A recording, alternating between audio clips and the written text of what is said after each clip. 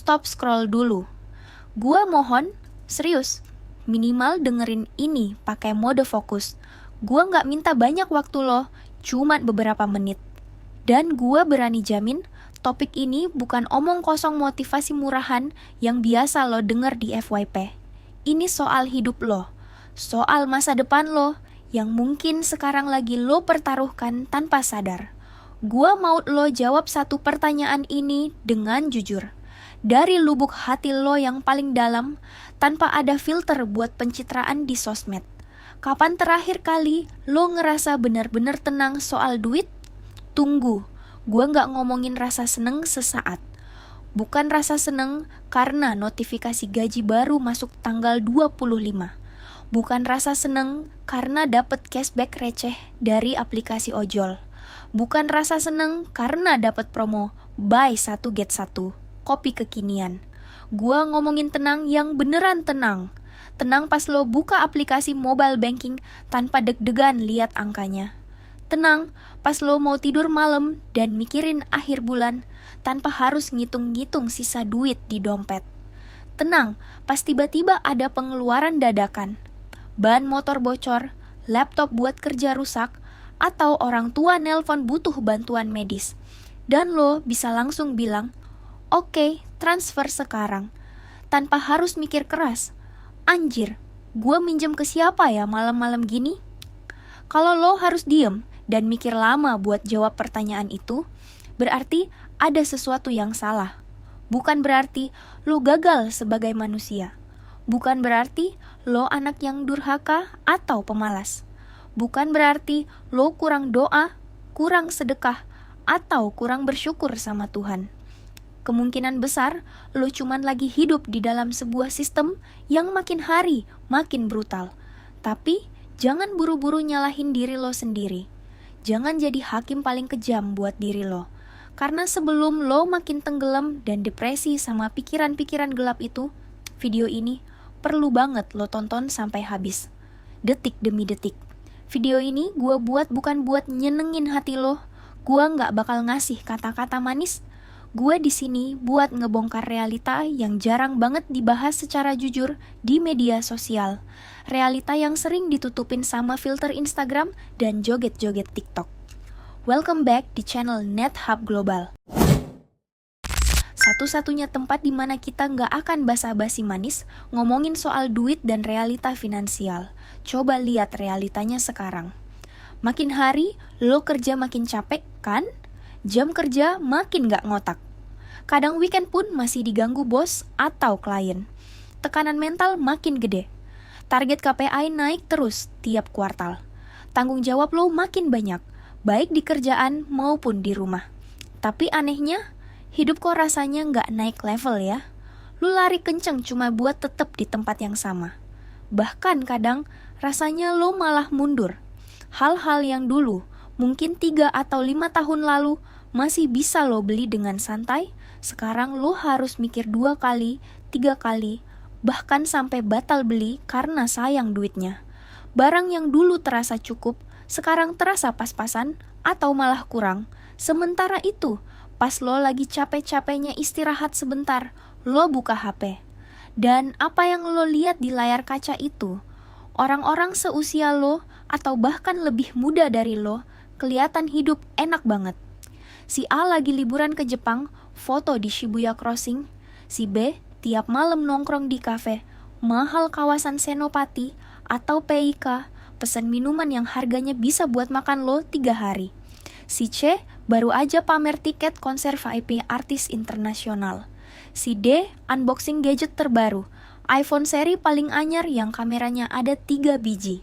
Story mereka estetik, filter muka mereka mulus, caption mereka bijak, seolah hidup ini cuma soal bersyukur dan menikmati momen. Seolah beban cicilan dan tagihan itu gak eksis di kamus hidup mereka. Dan di detik itu, pelan-pelan muncul pertanyaan paling berbahaya di kepala lo. Pertanyaan yang bisa ngerusak mental lo kalau dibiarin terus. Apa gua yang salah? Ya? Apa gua yang kurang usaha selama ini? Apa gue emang gak sepintar dan seberuntung mereka? Apa gue salah ambil jurusan kuliah? Salah pilih kerjaan? Atau lebih parah, salah jalan hidup? Tenang, stop dulu mikir kayak gitu. Di sini kita nggak jual mimpi palsu. Nggak ada tuh janji-janji, investasi ini pasti bikin lo kaya dalam sebulan. Nggak ada jargon, asal niat pasti ada jalan tanpa strategi. Nggak ada motivasi kosong yang cuma bikin lo semangat 5 menit, terus lemes lagi pas lihat saldo ATM. Di sini, kita ngomong apa adanya. Pahit, emang, kadang keras, kadang nyentil ego lo. Tapi, ini jujur. Dan kejujuran itu obat, meskipun rasanya nggak enak. Dan, sebelum kita masuk ke daging pembahasannya, gue minta tolong satu hal simple. Subscribe dulu channel ini. Serius.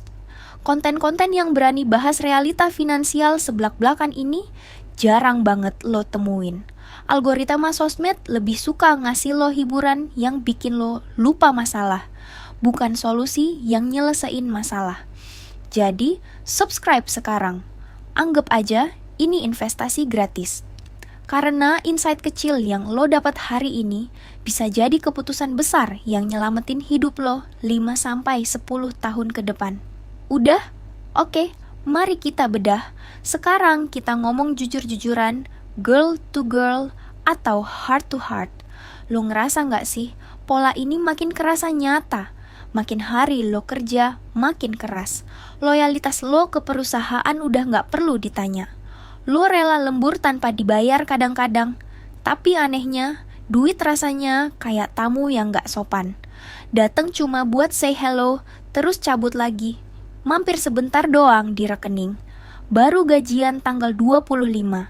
Lo ngerasa kaya raya sehari.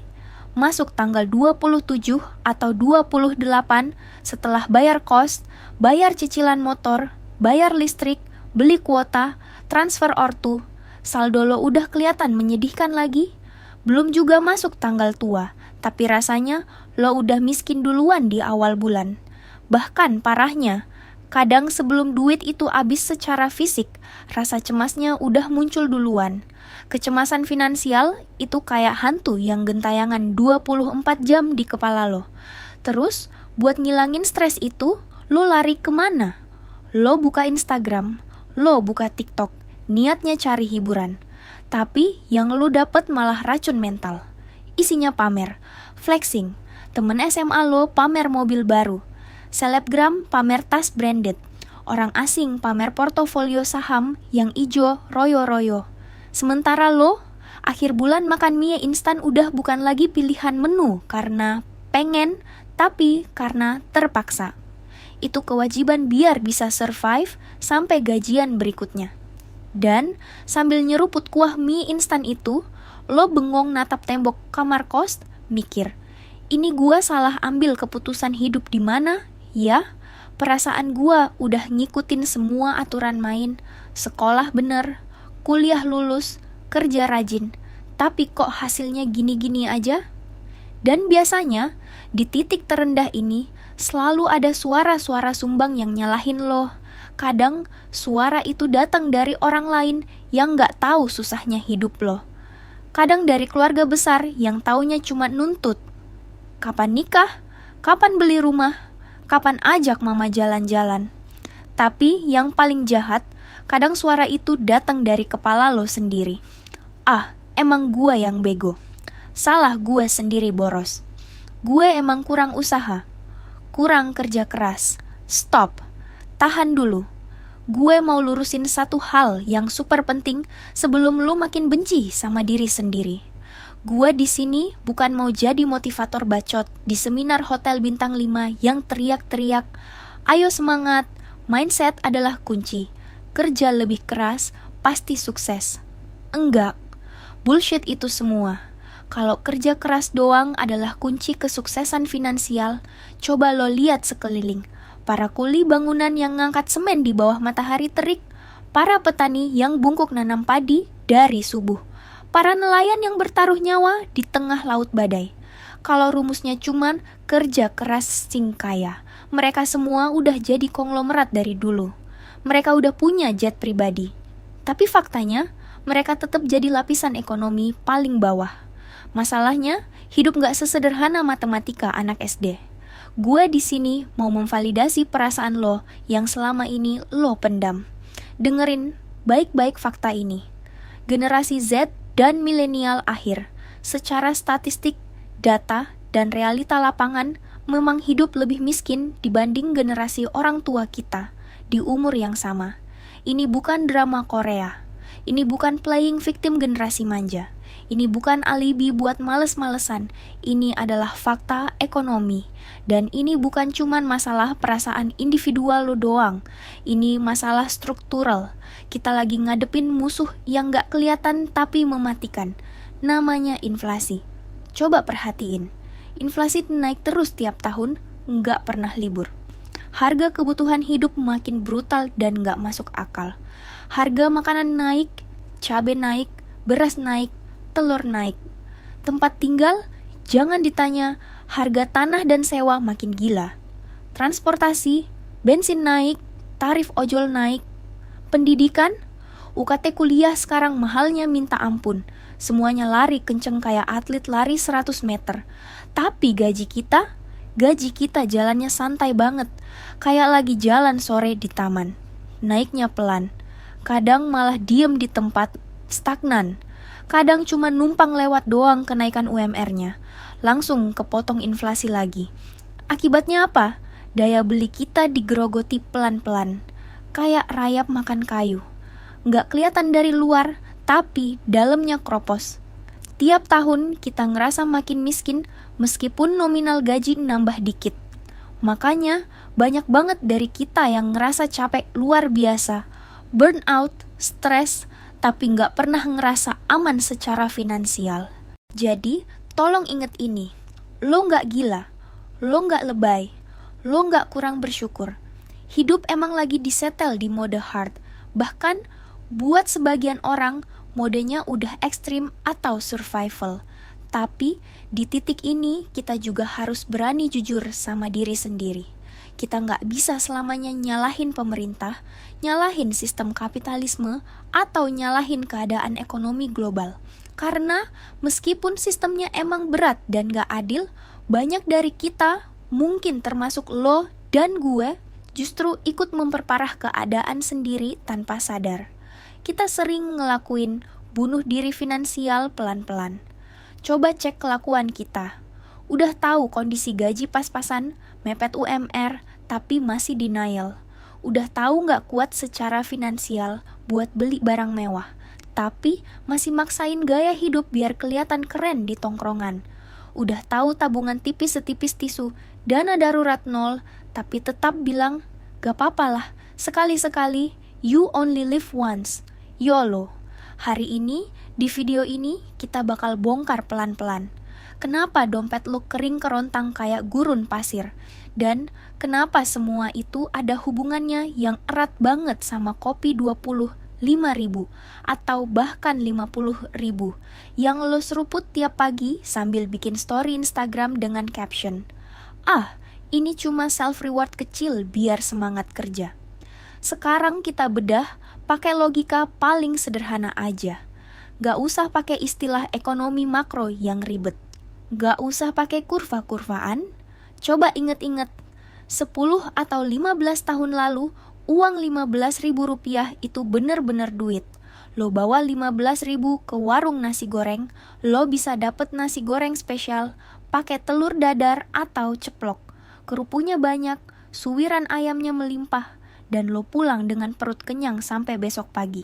Sekarang, hari ini, bawa 15.000 ke Jakarta atau kota besar lainnya.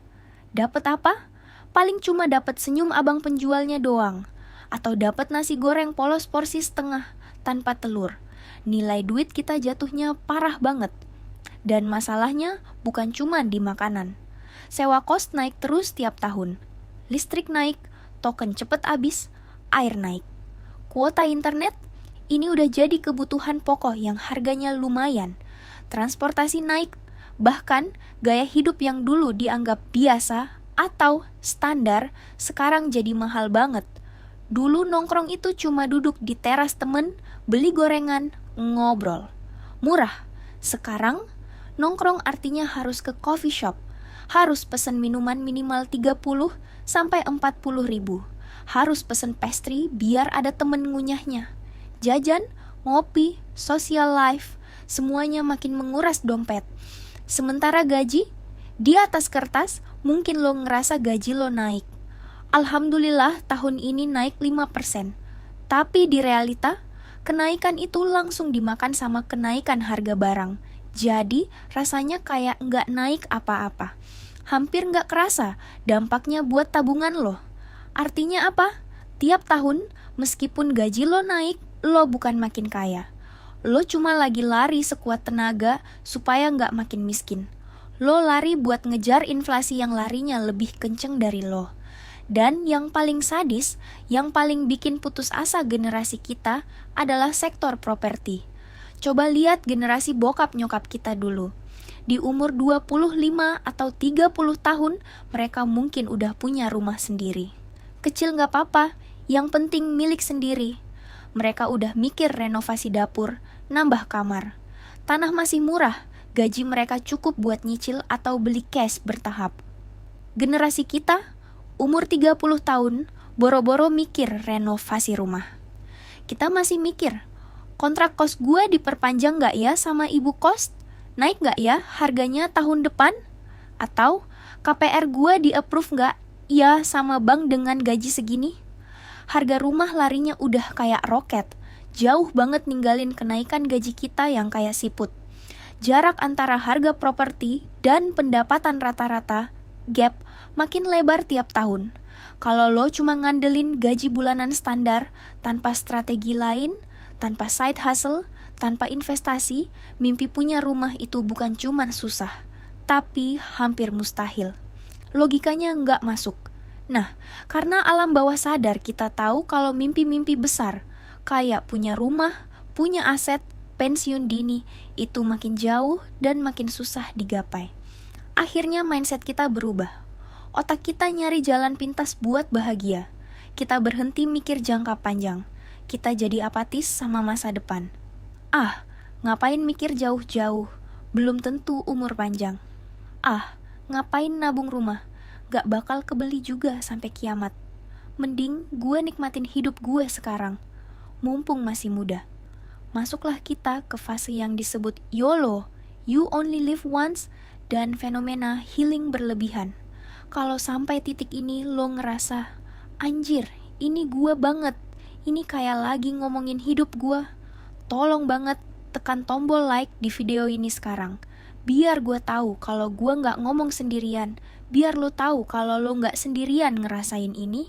Ini realita kolektif banyak orang seumuran kita. Oke, lanjut. Gue mau tegasin satu hal.